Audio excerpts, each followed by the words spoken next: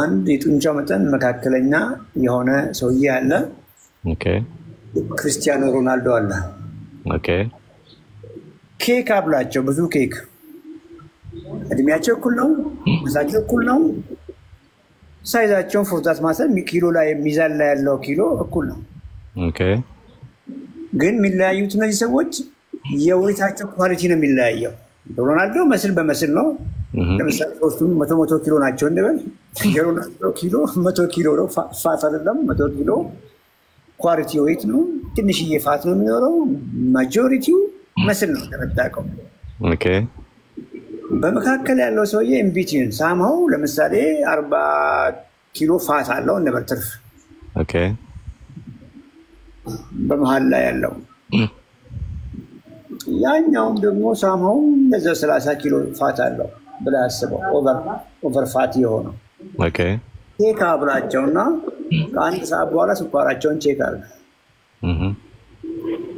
የሁለቱ ሰዎች ኦኬ ኪሎአቸው እኩል ብያለሁ ከፍተኛ ፋቲ ናቸው መስል የላቸውም እነዛ ስኳራቸው ጣሪያ ነክቷል አሁን ገባህ አይደል ያ ሮናልዶ ሲታይ ግን አርጎ ሳካ አርጎ ታጡንቻው ኦኬ ኦኬ በቃ ይሄንን ፕሮግራም ያለ ሰው ጡንቻውን ልብሱን አልቆ ጡንቻውን yes ጡንቻ ስላልነበረን ነው እኔን ጨምሮ ዲያቤቲክ የሆነው ያ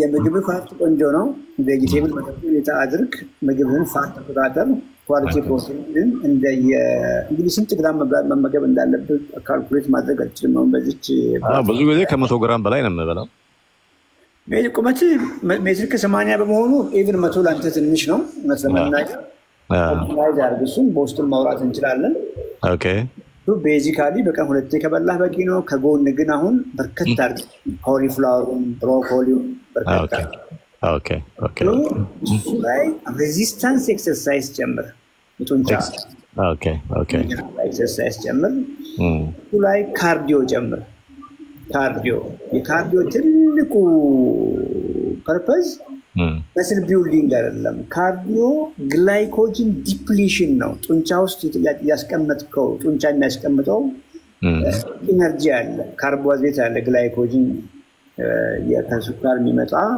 ኤነርጂ ስቶሬጅ ፎርም እሱ ነው ዲፕሊት የሚያደርግልን ኦኬ ዲፕሊት አደረከው ማለት ኔክስት ሚል ላይ የሚመጣው ኤነርጂ ወደ ሳካ ያደርግልሃል እንደማለት ስኳር መሄጃ ያገኘ እንደማለት ኦኬ ሳረግልህ ጡንቻ ሁለት ነገር ነው የሚሰራው አንድ ያን ትርፍ ኤነርጂ ያን ትርፍ ስኳር ማለት ነው አምጥቶ ስቶር ያደርጋል ኦኬ ደግሞ በርን ያደርጋል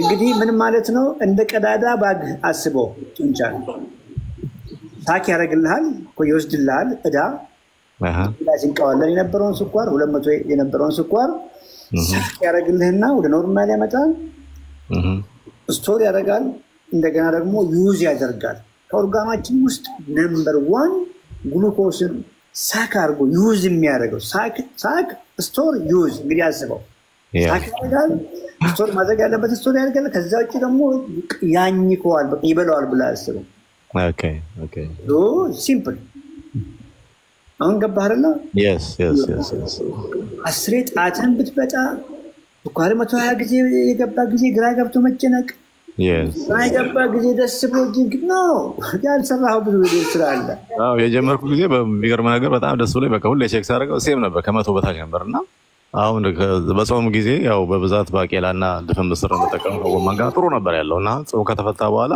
ያው እንዳልኩ ስጋ ነው የምጠቀመው አሳ ሳልመን ምናምን ነው ግን ቁጥሩ ይዋዥቅ ጀመርና እሱ ትንሽ ፍረስትሬት አድርጎኝ ነበር ወጪው ሳልመን የአትላንቲክ ከሆነ እኛ ጋር ነው ከሆነ ያ ሳልመን ከፍተኛ ፋት ነው ያለው የፕሮቲን ፐርሰንቱ ዝቅ ያለ ነው ኦኬ ፋርመር ነው ገብቷል በኮመርሻል ፐርፐዝ የተዘጋጀ ነውና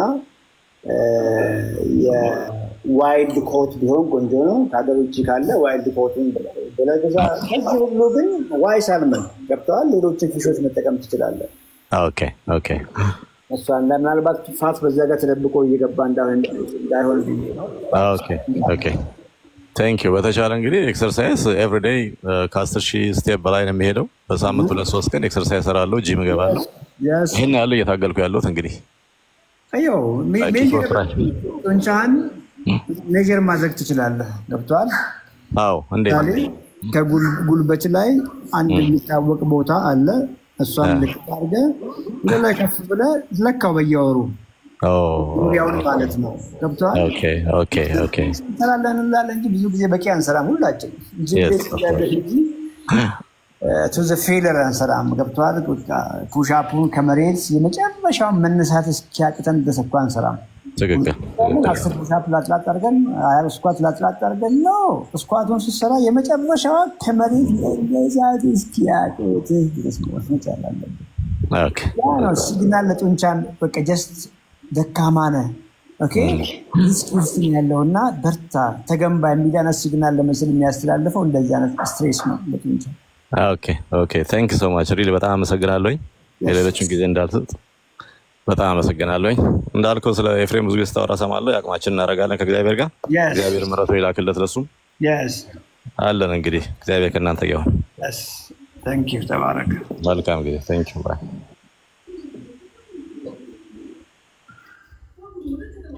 ኤፍሬም ዑመር አንሚዩት አድርግ እሺ ሰላም ይሰማል ዶክተር yes እንዴት ነህ ሰላም ነው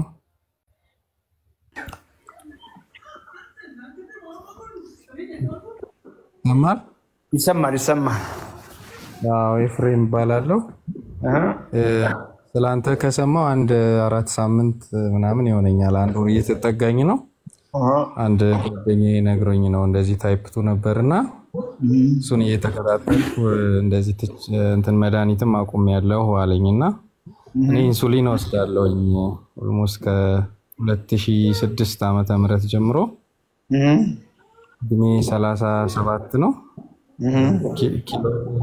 ኪሎዬ 60 ነው 62 ድረስ ቁመቴ ሜትር ከ68 ነው ሜትር ከ60 8 61 ኪሎ ነው መሆን ያለብህ 62 አካባቢ ነው የምትሆነው ስንት ነው አሁን 62 ነው ያለሁት ሆድህ አካባቢ ፋት አለ ቦርጭ አለ ስኳሬ በጣም ከፍተኛ ነበር ኢንሱሊንም ወስደው አሁን ጠዋት 32 ማታ 13 ወስዳለሁና አሁን ላይ ግን አንተ የምትለውን የመጋገብ እንትኖች እየተከተልኩኝ ጠዋት ላይ 10 ብቻ ነው እየወሰድኩ ያለሁት 3 ሳምንት ኦልሞስት 14 ቀን 15 ቀን ነው ከጀመርኩ ጠዋት 10 ወስዳለሁ በማግስቱ ስለቀው 110 ምናምን ነው የሚሆነው ጥሩ ነው ያለው ግን መድኃኒቱን በቀን 45 ከመወስደው ወደ 10 ዝቅ ብሏል በዚህ በአመጋገቡ ጀምር በሜትፎርሚን ነው የጀመርከው በሚዋጣው ጀመርኩና እየተቆጣጠረው አይደለም ብለው ወደ ኢንሱሊን ቀየረ ምን ያክል ጊዜ ወሰድክ የሚዋጣውን አንድ 2 አመት የሚሆን ወሰድኩትና ያው የዛኔ ላይፍ ስታይልም ብዙ ከፊል ነበር በጣም ሄሎ ይሰማል ሄሎ ይሰማኛል አንድ 2 አመት ወሰድኩና ሜትፎርሚን እና ዳውኒል ነበር ወስደው ቦርጭ ነበር የዛኔ ከዛ በኋላ የሆነ ጊዜ በጣም ቦርጭ አለ በጣም ብዙ የሚባል አይደለም ግን አለ ቦርጭ እንግዲህ ያው ስለ ቦርጭ ሰምተናል አይደል የቦርጭ ትንሽ የለውም አይደል የለውም እውነት ነው yes ሰምተናል yes ምንም ጥያቄ የለውም አሁን ከሱ ጋር ካንተ ከነበረው ልጅ ጋር ሳውራ ሰምተሃል አንድ ሰው ስኳር ከተገኘበት እያወራን ያለነው ስለ ታይፕ 2 ነው ወዲያው ጡንቻውን ቼክ ያርግ ጡንቻው አልቋል ወዲያው ልብሱን ከፍ አድርጎ ሆዱን ቦርጩ መጥቷል በቃ ገብቷል መሆን የነበረበት ግን ኤቭሪባዲ ኦፍ አስ ሰውነታችን መሆን የነበረበት ጡንቻ እንጂ ቦርጭ የሚባል ነገር ፈጽሞ ሊኖረን አይገባም ነበር ስኳር በሽታ ቦርጭ ሲደመር ሎስ ኦፍ መስል መስል ዜሮ ፋት ግን በጣም ብዙ ኪሎግራም የሰውነታችን ኮምፖዚሽን የተቀየረው። ኦኬ ሲምፕል እንግዲህ አስበው አንተ አሁን በኖርማል በመናወራው 62 ኪሎ መሆን ያለብህም 62 ኪሎ ነው። ኦኬ የሆንከውም 62 ኪሎ ነው። ግን ያ ኪሎ ኳሊቲ ኪሎ አይደለም ማለት ነው። ስቲል ሆድ ውስጥ ቦዲ ማስ ኢንዴክስ እኮ የሚገርም ካልኩሌት ብታደርገው 21 አካባቢ ነው 21.8 አካባቢ ነው ቦዲ ማስ ኢንዴክስ ኖርማል ውስጥ ነው ያለው ማለት ነው። ቦዲ ማስ ኢንዴክስ ክብደትህን ለቁመት ስኩዌር ያካፍላል እንጂ ያ ክብደት ጡንቻ ነው ወይስ ያ ክብደት ፋት ነው የሚለው ነገር አይገልጽም። የሚያሳዝነው ነገር በቃ አሁን መስመር ውስጥ ገብተሃል። ሰውነትህም እየነገረህ ነው። እርግጠኛ ነኝ ትክክል እያደረክ ከሆነ ስኳር ብቻ አይደለም እየቀነሰ ያለው ቦርጭም እየቀነሰ ነው። ጤንነት እየተሰማህ ነው። ብዙ ነገር እየተቀየረ ነው ብዬ አስባለሁ። እና ምግብህን ልይልህ ሜቢ ክፍተት ካለ እሱ ላይ እንድናወራ የዛሬ ምግብ አሁን የምበላው ጠዋት ላይ 6 እንቁላል ነው የበላሁት። አስኳል ምንም አላረኩበትም። 6ቱም ነጩን ነው። ከዛ ባቄላና ጎመን አብሬ በልቻለሁ። ለባቄላ አልደረስክም አንተ አሁን ለአቅመ ባቄላ አልደረስክም። አሁን ገባህ አይደል? ባቄላ መጥፎ አይደለም። ባቄላ መጥፎ ነው አይደለም። እንጀራ መጥፎ ሆኖ አይደለም። እኛ ነን ሰውነታችን ነው ፌል አድርጎ እንጀራን ያልተቋቋመው። ልክ እንደዛ ሁሉ የተቀቀለ ባቄላ ሻል ያለ ቢሆንም ከእንጀራ ስቲል ምንድን ነው ከፍ ያለ ካርቦሃይድሬት አለው። አንድ ከስኳር የተገላገለና ጡንቻውን የገነባ ሰው ድፍን ምስር ባቄላ እንጆይ ማድረግ ይችላል። አንተ ግን ገና ነህ ማለት ነው እና ባቄላ ላንተ አይሆንም። ስለዚህ አብሬ ምንድን ነው መብላት ያለብኝ? አትክልት። ምክንያቱም አሁን 6 እንቁላል አየሃት እኮ ሆድህን አትወጥርም፣ ባዶነት ይሰማሃል። እንጀራን የለመድነው ዳቦን የለመድነው ማጣበቂያ፣ እሱን ደግሞ ማትበላበትን ምክንያት ታውቃለህ። በሱ ቦታ ከፍ ያለ ብሮኮሊ፣ ከፍ ያለ ካሊፍላወር፣ ጎመን፣ ጥቅል ጎመን፣ ማንኛውንም ከመሬት በላይ በቅል አትክልት ማድረግ ትችላለህ። መጠኑንም ጨምር። አሁን 6 እንቁላል በላይ መሄድ ስለማትችል ጨምር ሌላ ነገር። ግሪክ ዮገርት አርሰባ ከሆን ካለ እሱን መጨመር ትችላለህ። አይብ መጨመር ትችላለህ። ምሳ እንበላ። ምሳ ደግሞ የበላሁት አሳ፣ የተጠበሰ አሳ እና ጥቅል ጎመን ነው የበላሁት። አብሬ ግን ቦሎቄ ምናምን በልቼበታለሁ አብሬ። እነዚህ መሆን የቦሎቄ ገብተዋል፣ እናልፈዋለን። እሱም አሳው እንዴት ነው የተጠበሰው? በትንሽ መጥበሻ ላይ ዘይት በስሱ ተደርጎ። ራስህ ነው ማኔጅ ያደረከው? ቤት የተሰራ ነው? ቤት የተሰራ ነው። ስንት ግራም ይሆናል? ሜቢ የሆነ ከሩብ 100 ግራም ምናምን ሊሆን ይችላል። 100 ግራም እኮ የ2 እንቁላል ክብደት ነው። ትንሽ ነው፣ በጣም ትንሽ ነው። ስለዚህ እሱ አሁን በምን እንትን ነው መበላት ያለበት? ግራም ውስጥ ግራም አንደኛ ግራም መመዘኛ ካስፈለገ አለ፣ እሱንም መግዛት አንድ ነገር ነው። ኦኬ ለምሳሌ የሰርዲን እቃ አለ፣ ሰርዲን የምታሸግበት እቃ አለ።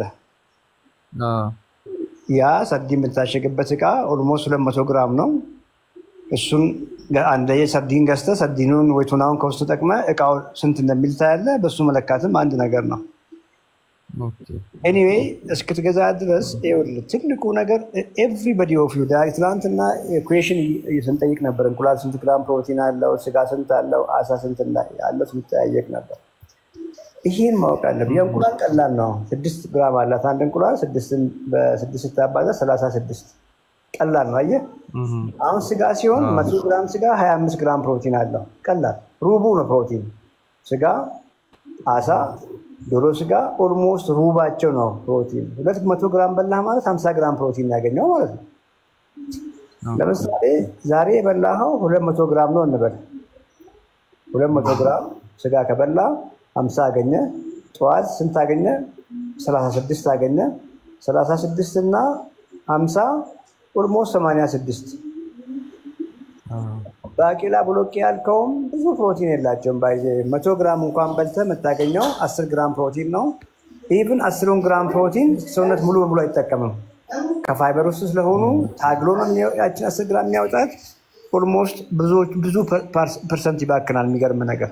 ለዚህ ነው ፕላንቶች እነዚህ ድፍን ምስር፣ ባቄላ፣ አተር አንደኛ ትንሽ ነው ያላቸው፣ ሁለት ደግሞ እሱም ባዮ አቬለብል አይደለም፣ ዳይጀስተብል አይደለም። ትንሽ ፐርሰንት ነው ሰውነታችን የሚጠቀመው እና እንደው 10 እንኳን እሱም ቢይዝልህ 96 አካባቢ አንተ እንግዲህ መመገብ ያለብህ 120 130 ሆኖ ሳለ ስቲል ታች ላይ ነው ያለው ማለት ነው። እንደው ቀለል ላድርግልህና እንቁላል 6 አደረግ፣ ግሪክ ዮገርት ጨምር ለምሳሌ 56 ወይ አይብ ጨምር 200 ግራም። አይብም አነስ ያለ ፕሮቲን ነው ያለው። 100 ግራም አይብ 11 ግራም ፕሮቲን ነው ያለው። 200 ብትበላ 22 ታገኛለህ። ግሪክ ዮገርቱም 20 አለው።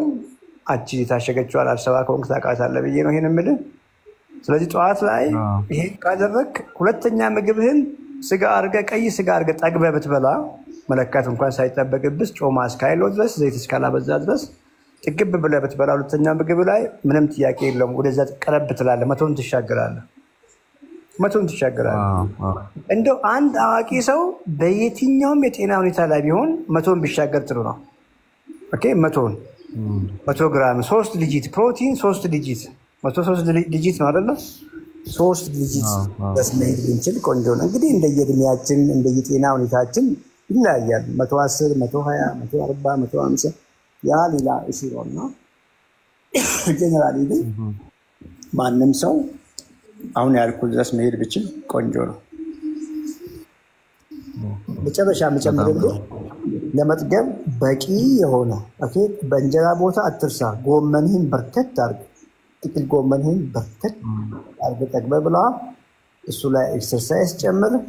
ስኳርህ እየቀነሰ ሲመጣ ከሐኪምህ ጋር ከሐኪሞች ጋር እየተነጋገርክ መርፌው ቶሎ እንዲቀነስ እንዲቆም አድርግ። እድል ያልኩን አትርሳ። ዲያቤቲክ የሆንከው ተአምር ሆኖ ሳይሆን ጡንቻ ስላልነበረ የመጨረሻ ብዬ የምነግርህ ጡንቻህን ገንባ። የገነባህን ጡንቻ ደግሞ አስጠብቅ ቀሪ ዘመንህን። መጥቷል።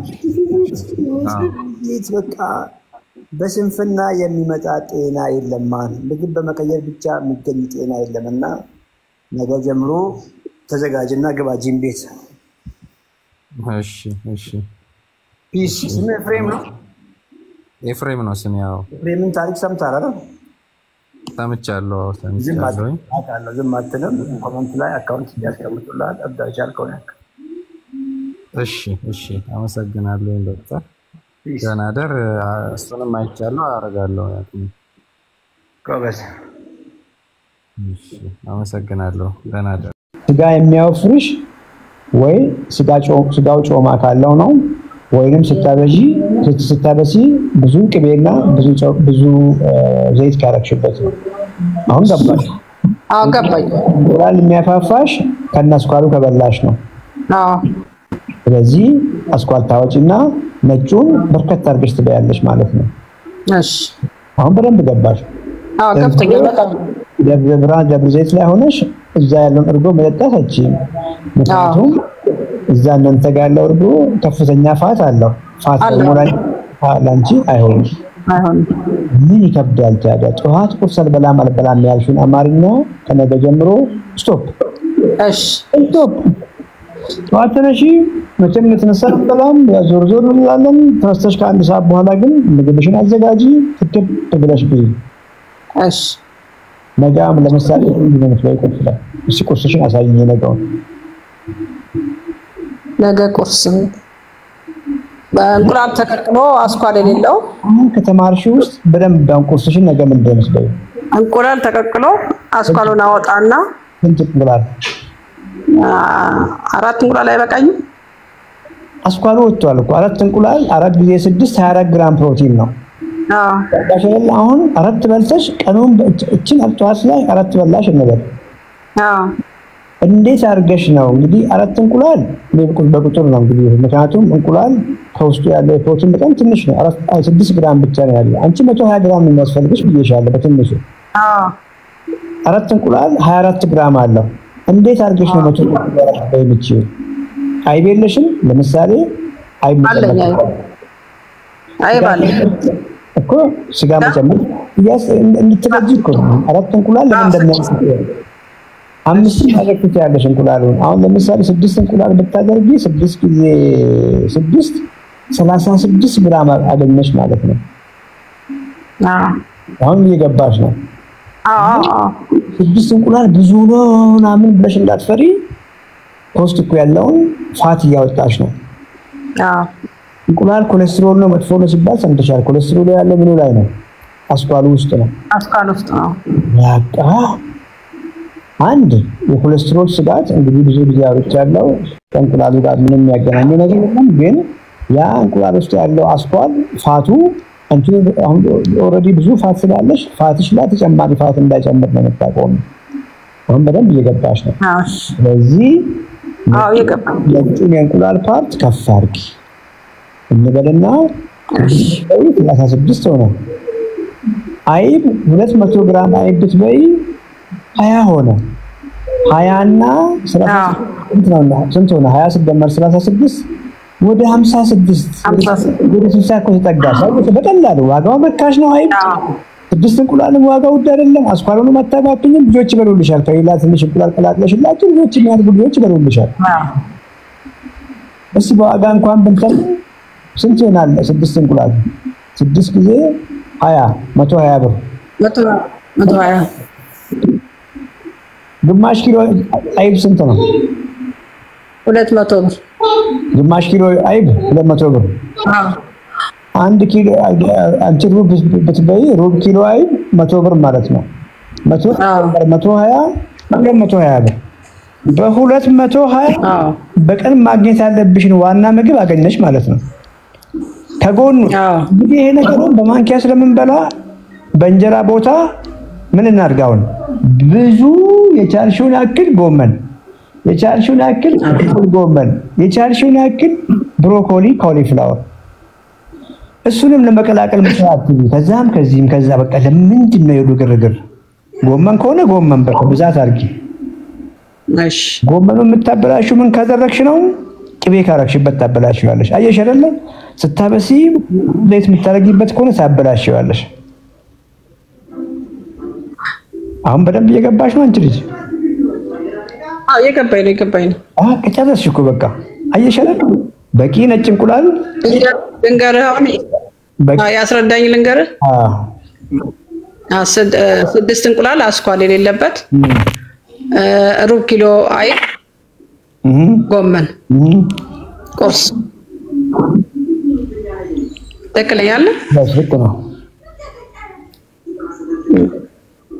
መሳ ላይ ደግሞ ስጋ ጨምርበትና ስጋ አይብ እና ጎመን ሌላ ሰላጣ በቃ አሁን ይሄ ምሳሌ ነው ገባሽ አሁን እንቁላል አስኳል አውጥተሻል ሲደመር ምንድነው ያልኩሽ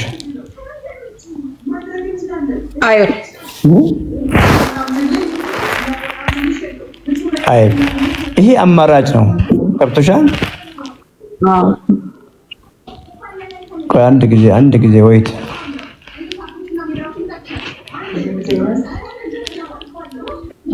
ምሳሌ ነው ይሄን የነገርኩሽ ኦኬ በሌላ ጊዜ ጥብስ ማድረግ ትችያለሽ ጥብሱን በርከት አድርገሽ ማድረግ ትችያለሽ ማለት ነው በሌላ ጊዜ አሳ ማድረግ ትችያለሽ አሳውን በርከት ማድረግ ትችያለሽ ከጎን አይብ መጨመር ትችያለሽ አሁንም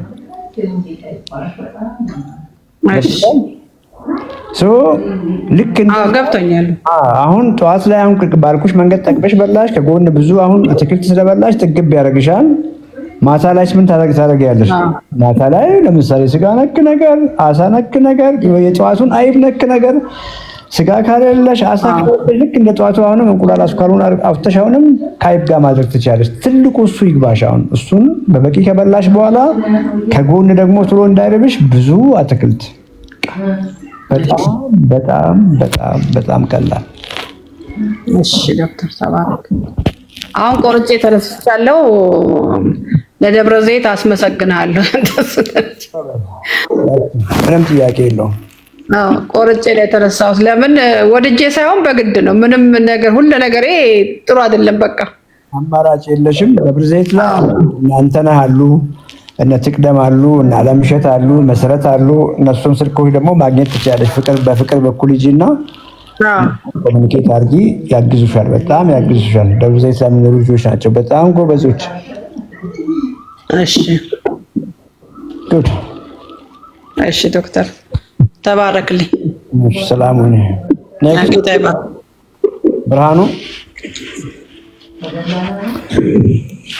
ብርሃኑ አልመጣርክ።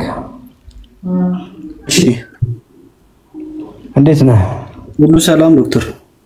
አልቋል እኮ አንተ ምን ቀረክ? እየኮመኮምክ ነበር ቁጭ ብለህ።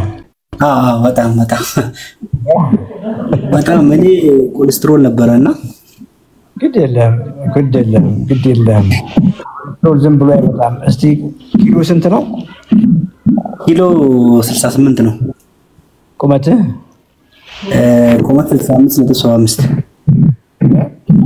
ቁመት 65 ነው።